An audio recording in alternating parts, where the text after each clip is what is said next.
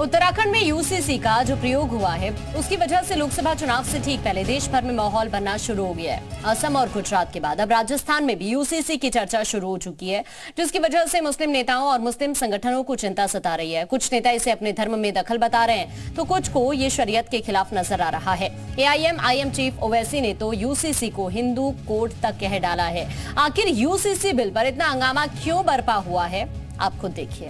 आपकी अनुज्ञा से समान नागरिक संहिता उत्तराखंड विधेयक 2024 को पुनः स्थापित करता हूँ।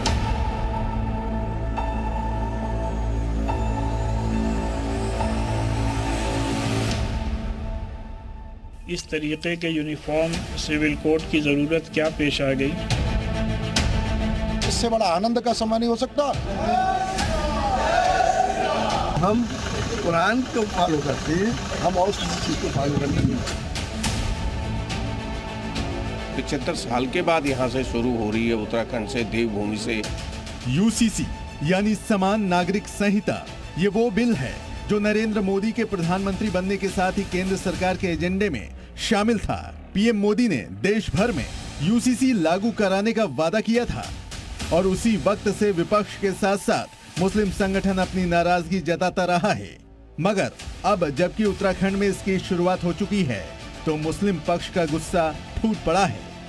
सवाल है कि आखिर मुस्लिम संगठन लगातार यूसीसी का विरोध क्यों कर रहा है? यूसीसी में ऐसा क्या है जिससे मुस्लिम पक्ष डरा हुआ है? यूसीसी लागू होने से क्या सिर्फ मुसलमानों पर फर्क पड़ेगा? क्या यूसीसी मुसलमानों का अधिकार छीनने की कोशिश है या फिर यूसीसी लागू होने से लोकसभा चुनाव में बीजेपी के पक्ष में माहौल बन सकता है? हम आपको इन तमाम सवालों का विस्तार से जवाब देंगे, मगर पहले बता दें कि AIMPLB यानी all India Muslim personal law board हो या फिर पॉलिटिकल पार्टी AIMIM के चीफ असदुद्दीन ओवैसी, सभी फिर से एकजुट होकर यूसीसी के खिलाफ उठ खड़े हुए हैं। उत्तराखंड विधानसभा में यूसीसी बिल पास होते ही तमाम मुस्लिम नेता और मुस्लिम संगठन भड़के हुए हैं। AIMIM चीफ असदुद्दीन ओवैसी ने तो यूसीसी को हिंदू कोड बिल तक कह डाला। ओवैसी ने सोशल मीडिया साइट X पर यूसीसी के खिलाफ लंबी चौड़ी बातें लिखी, जिसका लब्बो लुबाब है कि उत्तराखंड का यूसीसी बिल कुछ और नहीं, हिंदू कोड है।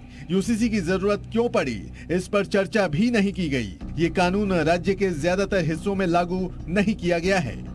ओवैसी ने अपने पोस्ट में यूसीसी के जरिए आदिवासियों का भी सवाल उठाया, मगर असली मुद्दा क्या है ये समझिए। ओवैसी ने अपने पोस्ट में पूछा कि यूसीसी में बहु विवाह, हलाला, लिव इन रिलेशनशिप चर्चा का विषय बन गए हैं, लेकिन कोई ये नहीं पूछ रहा कि हिंदू अविभाजित परिवार को छुआ क्यों नहीं गया है।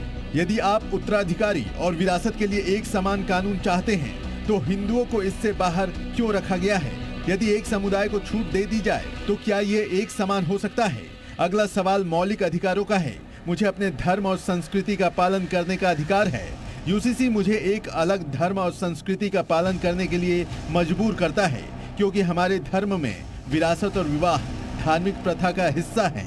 हमें एक अलग प्रणाली का पालन करने के लिए मजबूर करना अनुच्छेद 25 और 29 का उल्लंघन है। दरअसल उत्तराखंड यूसीसी बिल के मुताबिक सभी धर्मों में तलाक के लिए एक ही नियम होगा जो कानूनी प्रक्रिया से जुड़ा रहेगा।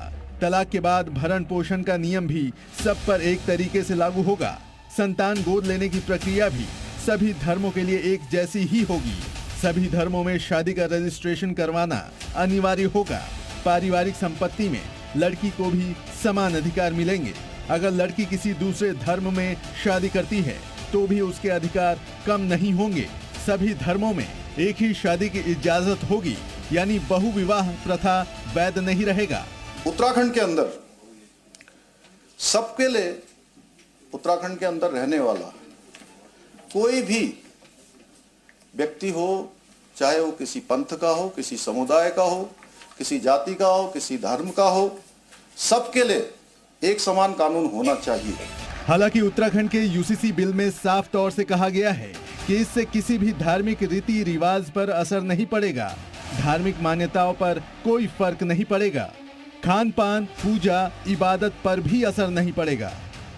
ऐसे में इस बात से दो राय नहीं हो सकती है कि जिस तरह मोदी सरकार की दूसरी पारी में जम्मू कश्मीर से धारा 370 को हटा दिया गया, तीसरी पारी में यूसीसी को लागू कर दिया जाएगा।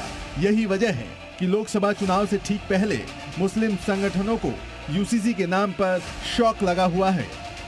ब्यूरो रिपोर्ट, जी मीडिया।